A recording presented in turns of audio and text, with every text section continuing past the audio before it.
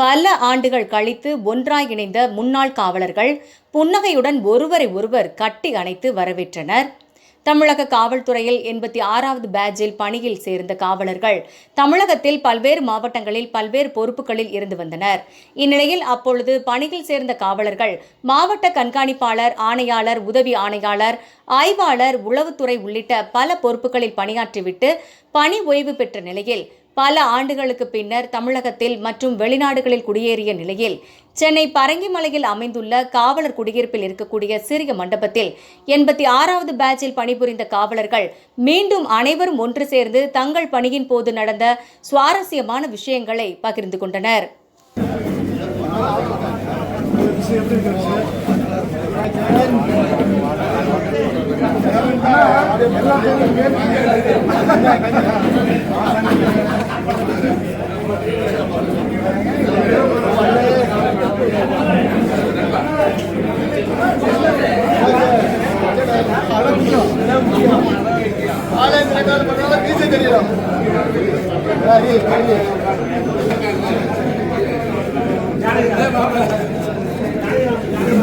Okay, பக்கா.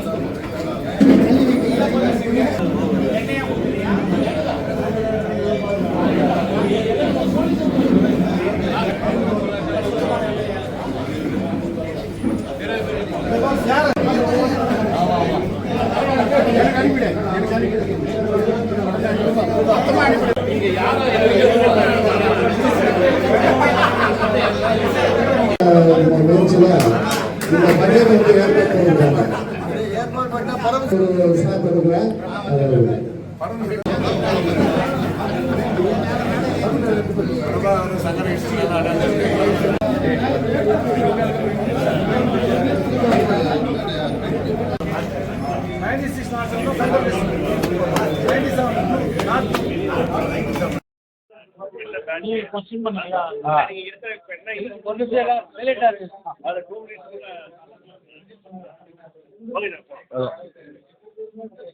1986ஆம் ஆண்டு பிப்ரவரி மாதம் 20ஆம் தேதி காவல்துறையிலே நாங்கள் எல்லாம் தாக்கல் செய்து 38 வருஷம் 40 வருஷம் இந்திய கணக்குப்படி 41 வருஷம். இந்த 41 வருஷமும் எந்த விதமான தண்டனையும் சிறு தண்டனை இல்லாமல் சிறப்பாக பணியாற்றி பல்வேறு காலகட்டங்களில் எழுந்த சென்னையில் நடந்த பல போராட்டங்கள்லையும் எங்களுடைய பேட்சி 1986வது பேட்சி மிக சிறப்பாக செயல்பட்டது என்பது வரலாறு. அப்படிப்பட்ட நாங்கள் ஓய்வு பெற்ற காரணத்தினால் காவல்துறையில் பணியாற்றி தாக்கல் செய்து பணியாற்றி இன்றோடு 41 வருடம் முடிவடை சூழ்நிலை 41 வருடம் நடைபெற உள்ள இந்த சூழ்நிலையில் ஹார்ட் பீட் என்ற ஒரு குரூப்பை ஆரம்பித்து இன்றைக்கு நாங்கள் 40 வருஷத்துலேயும் ஒருத்தர் நாங்கள் முகத்தை பார்த்து நாங்கள் பேசுனது ரொம்ப கம்மி. இந்த சூழ்நிலையில் இந்த குரூப்பு மூலம் இந்த ஹார்ட் பீட் குரூப் மூலமாக இன்னைக்கு 50 பேர் கிட்டத்தட்ட இன்னைக்கு குழுமி இருக்கிறோம். இவங்க எல்லாம் நாங்கள்லாம் ஒருத்தர் முகத்தை பார்த்தே கிட்டத்தட்ட 40 வருடம் மேலே இருக்கா. இன்னைக்கு எல்லாருமே நாங்கள் ஒன்றா சேர்ந்து நாங்கள் இந்த நிகழ்ச்சியில் எங்களுக்கு ரொம்ப மகிழ்ச்சியாக இருக்குது.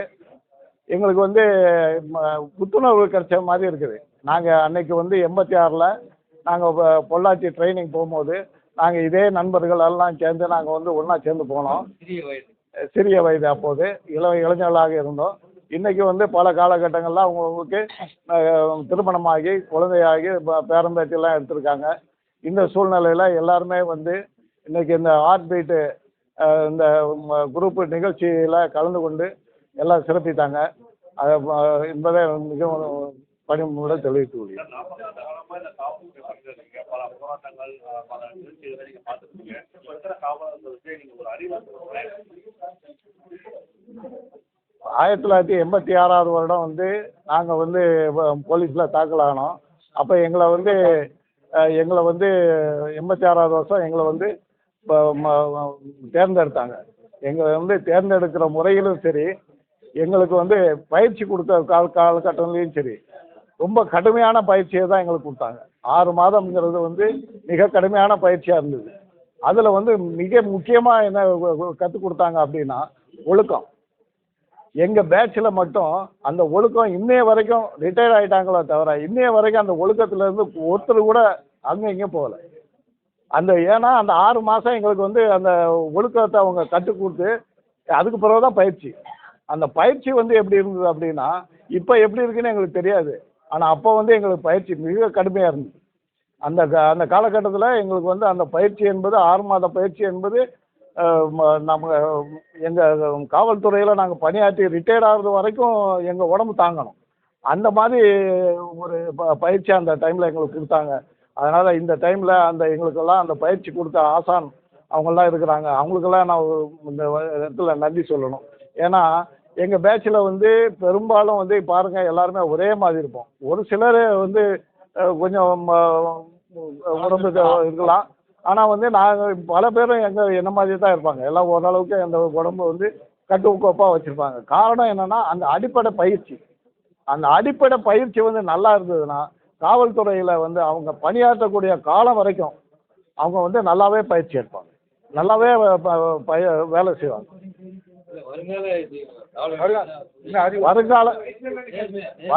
வருங்கால காவலர்களுக்கு நான் சொல்ல வேண்டிய இந்த காலகட்டத்தில் சொல்ல வேண்டிய அறிவுரை என்னன்னா, நமக்கு வந்து கவர்மெண்ட்டில் வந்து ஊதியம் நல்லபடியாக இப்போ கொடுக்குறாங்க.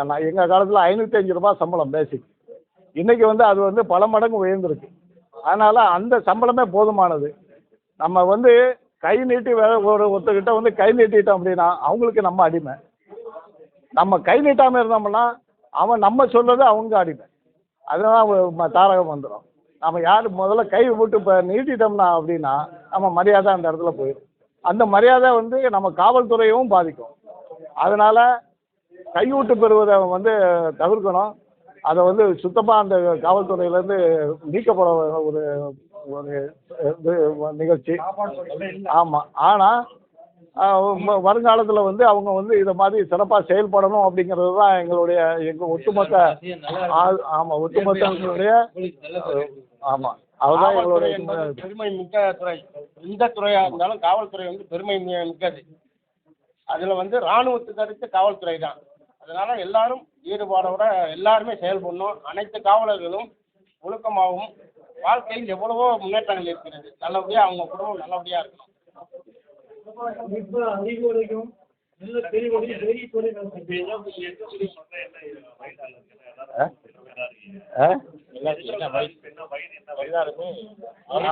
அதாவது எங்களுக்கு வந்து எங்கள் 1986 பேட்சில் எல்லாருக்குமே இந்திய காலகட்டத்தில் 65 வயசுலேருந்து 68 வயசு வரைக்கும் 68 வயசு வரைக்கும் உள்ளவங்க இருக்கிறாங்க. கம்மியான வயசு வந்து இன்னும் சர்வீஸில் இருக்கிறாங்க. அவங்க வந்து 18 19 வயசுலேயே வந்து எங்கள் கூட தாக்கலானவங்க. அவங்க இன்னமும் பதவியில் இருக்கிறாங்க. இன்னும் பல்வேறு இதில் வந்து அவங்க வேலை செஞ்சுக்கிட்டு இருக்காங்க. ஏன்னா எங்கள் இதில் வந்து இன்றைக்கி 68 வயசு இன்றைக்கி வந்திருக்கவங்களில் ஹை லெவலில் வயசில் கூடினவங்கன்னா 68 வயசு. என் பேர் வந்து வேல்துறை பாண்டியன். நான் வந்து சென்னையில் வந்து தேனாம்பேட்டையில் இருந்தேன், அடையாரில் இருந்தேன். தேனாம்பேட்டையில் வந்து ஐஎஸ்சில் உத்தியோகம் பண்ணியிருந்தேன். நுண்ணறிவு பிரிவில் வந்து நான் பணியாற்றிட்டு இருந்தேன்.